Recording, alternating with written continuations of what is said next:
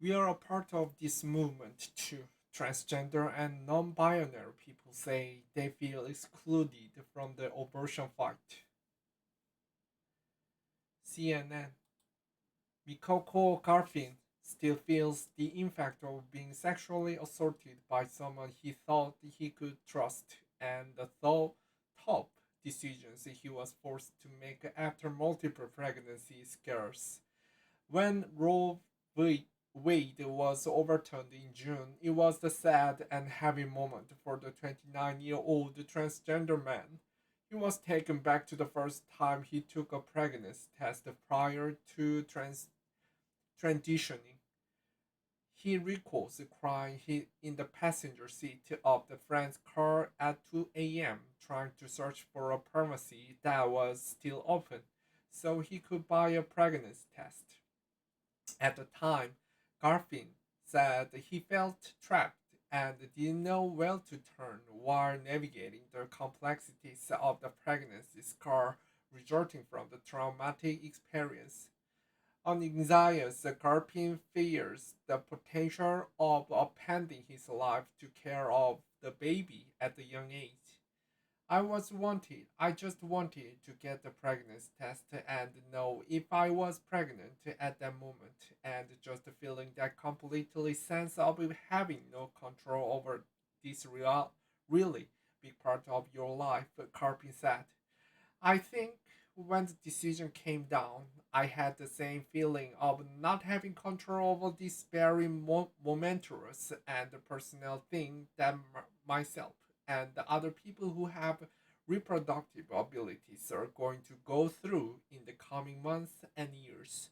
Although Garvin turned out not to be pregnant, those fears about who gets to decide his reproductive rights still linger amid the discourse surrounding women's rights and bodily autonomy in the 2 months since the federal reversal of the right to the abortion.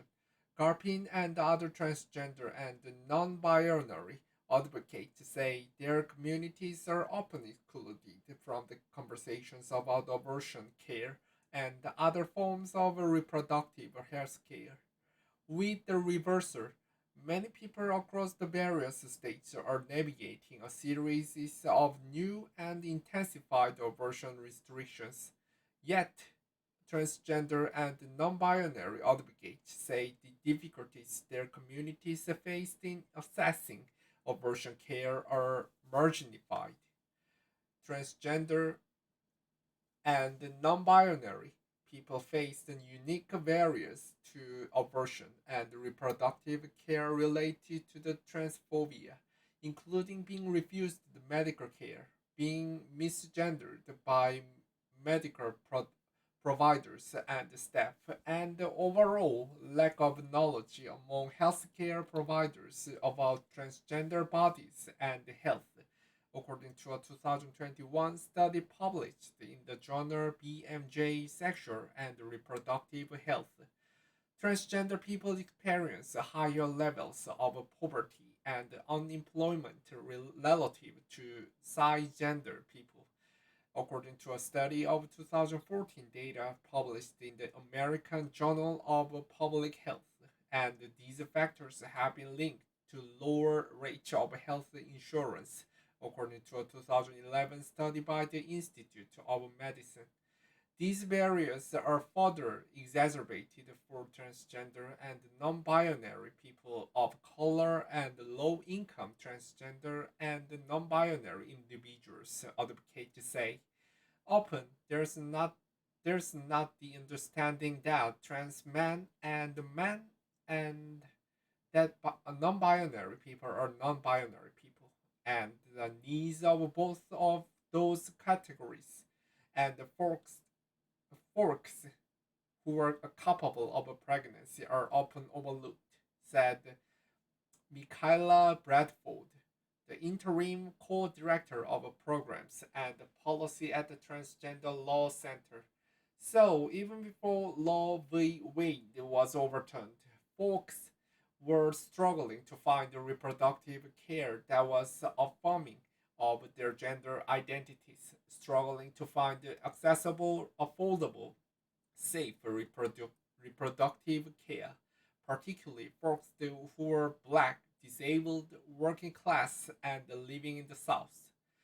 For many transgender and non binary people, the reversal in June was yet another attack on their bodily autonomy amid a record year of state bills seeking to cocktail LGBTQ rights, most of which target transgender and non binary people.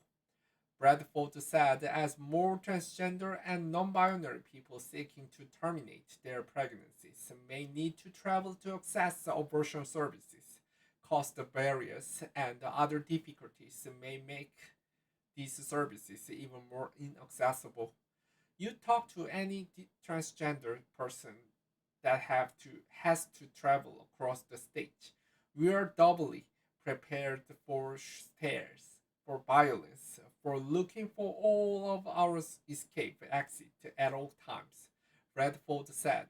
There's a heightened level of violence in this country against the transgender people in all settings, and so the overturning of law just exacerbates that. The 2000 The 2021 study also found that nearly one in five transgender and non-binary respondents who was ever pregnant reported an attempt to terminate the pregnancy without clinical care, with method ranging from physical trauma and substance substance abuse to fasting and the use of birth control or Plan B. Juno Obedin Maliber, an obstetrician gynecologist who was one of the authors of the study, said she expects the prevalence of self-managed abortions among transgender and non-binary communities to increase following the overturning of law and greater abortion restrictions across the country, where we have structural limitations for cisgender women to access abortions. Those same structural imitations will be felt by trans and non-binary people and exacerbated by gender discrimination in that care, Obedin Maliber said. So trans and non-binary folks may be then much more likely to turn to those means, which can be dangerous, either to one's reproductive life and health, or even to their overall life and health. CNN spoke with trans molecule individuals about their experiences seeking abortions and reproductive health care in the past.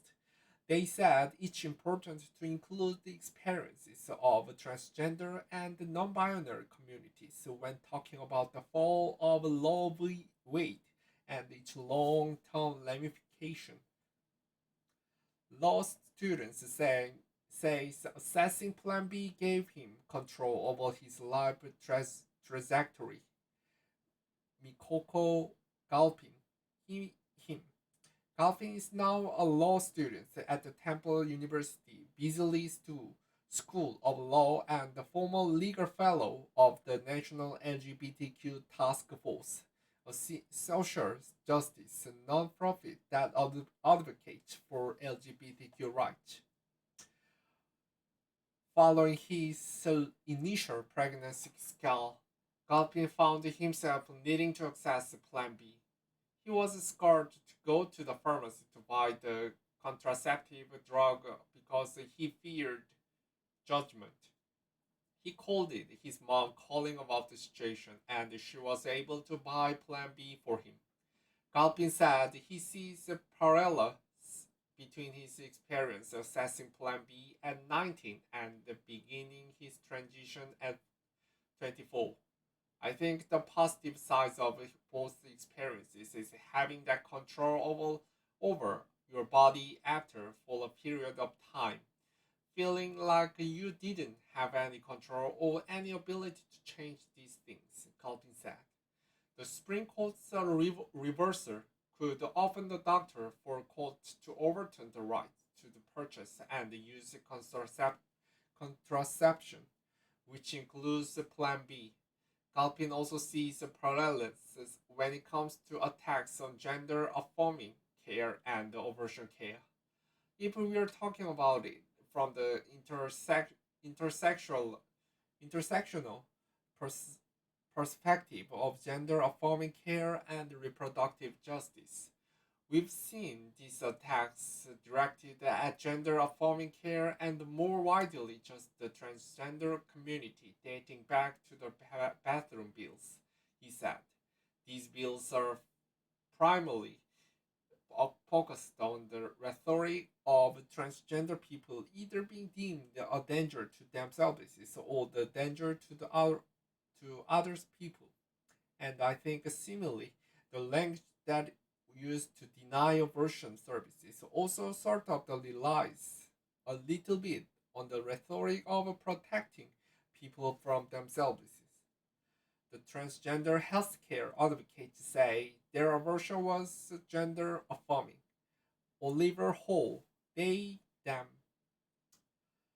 Almost a decade ago, Oliver Hall, the trans masculine, non-binary people person, had a self-managed abortion at 19 years old in Kentucky after obsessively researching online about methods to induce abortion. They ingested a combination of herbs and vitamin C. The National Capital Poison Center recommends against the home remedies for abortion, adding that there is no comprehensive list of herbal products that have been shown to induce abortion or miscarriage. Ovedin Maliver said with the Supreme Court's reversal, there may be an uptick in transgender and non-binary people assessing non-standard or unsafe method of abortion, a reflection of transphobia within the healthcare system that hinders transgender and non-binary person from receiving reproductive care after medical supervision. Although Hall said their family would have supported their decision to get an abortion, their family would have been able to afford a surgical abortion. Furthermore, they said they didn't feel comfortable going to their local abortion clinic that included a women's surgical center in its name. The name signaled to them that they may not get treated well in the space that seemingly only catered to women and wouldn't understand how to provide quality healthcare to transgender and non-binary person people. Doctors don't have a lot of knowledge about trans bodies, and that's where we might get people being misinformed about the risk of a pregnancy on hormone replacement therapy, or even people who are on estrogen or on hormone blockers are sometimes misinformed about their ability to impregnate in whole set. That's the result of institutional transphobia, not prior, prioritizing prioritizing knowledge about trans bodies.